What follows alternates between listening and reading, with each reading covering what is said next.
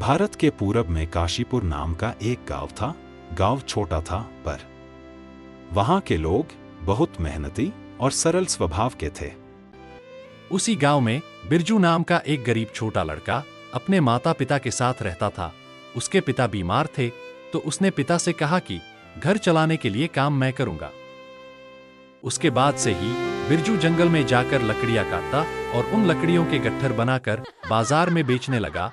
परंतु गांव के थोड़े अमीर लोग उसके ऊपर हंसते थे, जिससे वो थोड़ा सा परेशान हो जाता था। उसने अपनी मां को इस बारे में बताया कि गांव वाले काम करते देखकर मुझ पर हंसते हैं। तब उसकी मां ने उसे समझाया कि कोई बात नहीं। फिर सबके सो जाने के बाद वह रात में अपनी पढ़ाई भी करता था। फिर एक दिन जंगल में एक साधु महाराज प्रकट हुए, जो दिव्य पुरुष लग रहे थे।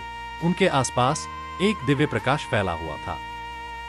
साधु महाराज ने बिरजू से पानी मांगा, तो बिरजू दौड़कर एक मिट्टी के बर्तन में साधु महाराज के लिए पानी लेकर आया, जिससे वे बहुत खुश हुए। साधु महाराज ने बिरजू को जीवन जीने के लिए कुछ अद्भुत सूत्र बताए और काम को ईश्वर की सच्ची भक्ति बताया, जिससे बिरजू खुश हो गया। फिर साधु महाराज ने अपने हाथों को ऊपर किया, जिससे एक दिव्य प्रकाश हुआ और उनके हाथ में एक सुनहरा बीज आ गया। वह बीज बिरजू को देकर कहा कि इसे अपने घर के पीछे बो देना। और बिरजू ने वैसा ही किया। लेकिन ये क्या, बीज बोते ही वो एक छोटे पौधे में बदल गया। बिरजू यह देखकर खुश हो गया और फिर बिरजू अपने काम में लग गया। अब वह और मेहनत करने लगा और गांव वालों की भी मदद करने लगा, जिससे सारे लोग, चाहे महिलाएं हो, बच्चे हो या फिर बुजुर्ग, सब उसकी तारीफ करने लगे।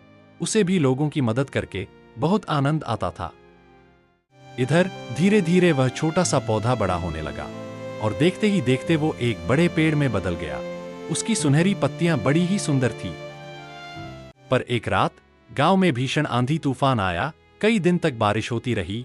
घरों में पानी भर गया, जिससे घर का सारा अनाज और खाने की सामग्री और जरूरी चीजें खराब हो गई। लोग आने वाले वक्त के लिए परेशान हो गए। लोगों के पास अब खाने की चीजें नहीं थी, जिससे वे सब बहुत उदास हो गए।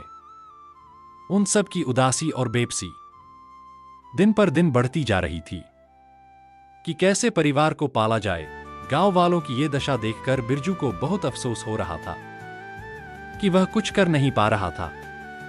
अचानक सबका ध्यान बिरजू के घर के पीछे गया। सबने देखा कि एक बड़ा सा जादुई पेड़ है, जिसकी पत्तियां सुनहरी है और उस पर चमकदार बड़े बड़े फल लगे हैं। बिरजू भी खुद चकित था।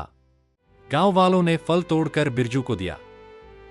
बिरजू ने वो फल तोड़ा तो उसमें से चांदी के सिक्के निकले। बिरजू की आंखें फटी रह गई। उन सिक्कों को बेचकर बिरजू ने पूरे गांव वालों के लिए भोजन का इंतजाम किया। सभी भोजन पाकर खुश थे। सारे गांव वाले बिरजू को दुआ दे रहे थे और अपने ऊपर शर्मिंदा भी थे कि कभी उसका साथ नहीं दिया। इसी बीच वे साधु महाराज एकाएक फिर से पधारे और बिरजू की इस सेवा भावना से अति प्रसन्न हुए और उसको बहुत सा आशीर्वाद दिया। समय बीतता गया। बिरजू एक बहुत बड़ा और धनी आदमी बन गया था, पर उसने गांव नहीं छोड़ा और सभी की हमेशा मदद की। आज भी उसकी उदारता की चर्चा काशीपुर में होती है। अगर कहानी अच्छी लगी हो तो लाइक, सब्सक्राइब और बेल आइकॉन बटन जरूर दबाएं।